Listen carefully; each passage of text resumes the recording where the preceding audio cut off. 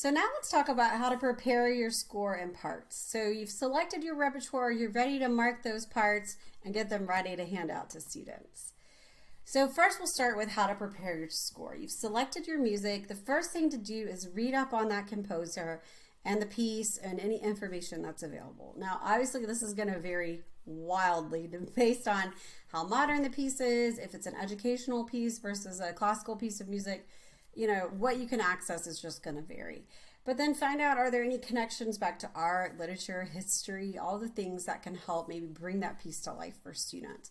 And then, make notes of any of that stuff. Some of it may be very clear and you may have a lot of information, and sometimes there may not be very much. Listen to a variety of recordings. Almost the majority, or if not most pieces, can either be heard based on YouTube, or you can find it on our music ordering sites. Generally we can find recordings. If you can't find a recording, then ask around to your colleagues, but see if you can find a few recordings to see different articulations or see maybe how someone else did the piece. And then as you start preparing and listening through the score, I like to use this 7 trips through the score method. And this is a method that's used in conservatories, conducting programs, especially in Europe. It's a very methodical approach to going through that score. It's basically that you're going through that score, and each time you look through the score, you're looking for one type of thing and only that thing. And then the next time you look for the next thing. And this version of it is really 9 trips through the score. This is courtesy of Greg Pritchard, who teaches in our state. He gave this at a workshop that I thought was really, really great. But this is kind of the modified 9 trips through the score. But I use this as I'm looking at a new piece of music to kind of help me get to know the piece. This is a way to familiarize yourself with the score and get to know it a little bit better before you introduce it to students. So you first look for instrumentation and transpositions. That's all you do first. Then the second time you look through the score, you look at the tempos. And that can include the relationships between different sections of the piece, or if there's different movements. Then the third time you look at the score, you look at your form, whether, you look at the large form, and then if there's smaller forms within that. The fourth time through, look at the harmonic structure. You don't have to analyze it all, but if there's some really distinctly different harmonies, you can look through that. Fifth time through, identifying the melodic line and who has the melody. So that one's particularly helpful, looking through who has the melody, kind of highlighting where that melody moves. The sixth time through, you're looking for phrases. Look at the small phrases where the breath should happen, if there's kind of some smaller ideas going on there, and then the bigger phrases as well. Seventh time through, look for any dynamics. So where are those big climactic moments in the piece? Where are we pulling back? The eighth time through, articulation. What are the articulations like? What are the styles like that you're playing with? Are there different markings at different times? The ninth time through, are there any special effects or anything that needs to happen? Does it need to be with a mute?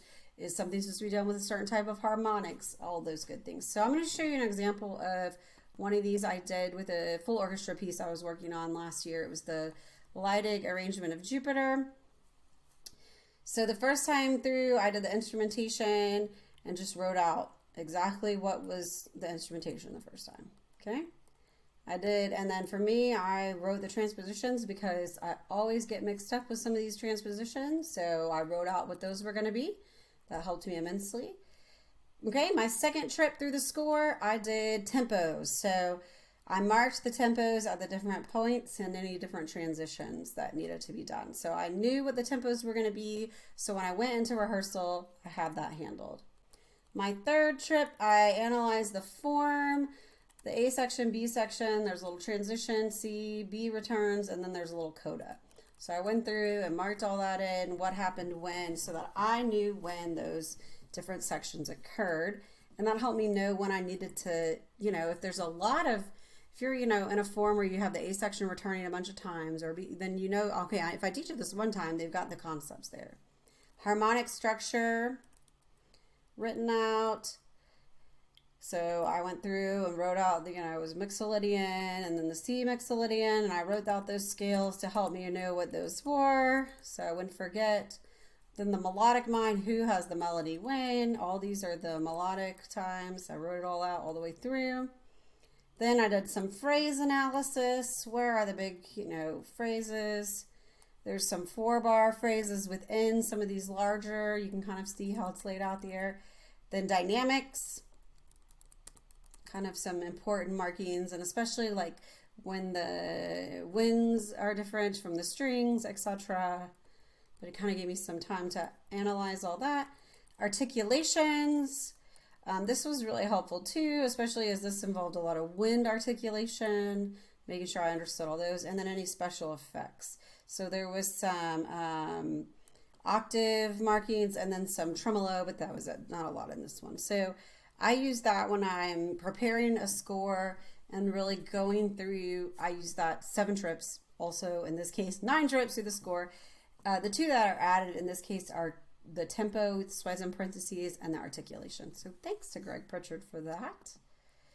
Now, this is a color coding system for marking your scores. So you can mark time signatures, any kind of fermatas, retardandos, accelerandos, any meter changes in green. And I do all mine from an iPad, so it's really easy to change the color, but you can use a box of color pencils. Blue is any phrasing, so I marked a vertical line for the phrase beginning. Sienna, which is a brown, measure numbers. Okay, I love to have measure numbers because there's nothing worse than getting in rehearsal and not being able to just lay your finger on the measure numbers. So mark in every measure number. People have very distinct ideas about where they like to number the measures. I generally will number mine at the bottom of the page, like under the bass part, but it just depends. Horizontal division, so dark purple. This is really helpful if you're doing full orchestra, and they will sometimes leave out parts that don't have anything, and so you go from 1 system a page to 2 systems a page. So I mark in, when you have multiple systems there to divide out the page, and then you can use that if you have any special effects there. Pink for cues, really helpful to mark in who needs to be cued. Blue, light blue for any soft dynamic, and then red for any loud dynamic. So this works great. I mark my score using these colors. It really just helps me spend time with my score. Obviously, you can do whatever you want for you, but this is a great way, again, to just get familiarity. And the more advanced the piece, the more this is helpful. So then let's talk about how you edit your parts. So bowings. When you're going to do bowings, a lot of pieces now, if they're educational pieces, are already bowed fairly well, but sometimes it's bowed by a non-string person, and so the editing is weird. So check your bowings anyway. I always bow from the score and then transfer parts to the parts. So what I mean by that is I will do all my bowings in the score and then mark them in the parts. So I will sit down and play through, and sometimes it takes a lot of time, but it's worth it, because then I'm not having to figure it out during rehearsal. So bow from the score, then transfer the bowing into the parts. Number the measures for your students. If this isn't already done for them, at least number the front of every line in their piece, and then double check and make sure it all adds up at the end. The harder the piece, the more likely it is that there are no measure numbers. So mark in those measure numbers. If possible, try to play through each part. Now, certain things get pretty advanced, but a level 2 or 3 piece of music is pretty easy to play through each part on each instrument. So play through the part, bow through it, see how it feels, think about it. Mark any necessary fingerings or shifts you want to use. So if you're doing a piece because you want them to shift, you have to mark the shift. They will know. And students aren't great markers. We can teach them how to mark the parts, but oftentimes they also need to see an exemplar. So you mark it first and then they can mark it somewhere else. But necessary fingers or whatever you need to have in there. And then make your markings very clear and concise. So mark with a really good pencil or a pen if you're that brave. I use a really dark pencil, and then make it really clear. Don't over mark the parts. You don't want to put a finger number on every part, a bowing on every part, but mark enough that your students will get the information. Anytime you have a bow lift or a double down and it needs a lift, but a lot of times editors don't mark the lift, put in the bow lift. Students see a double down and they don't equate that all the time with it needs a lift to get that double down.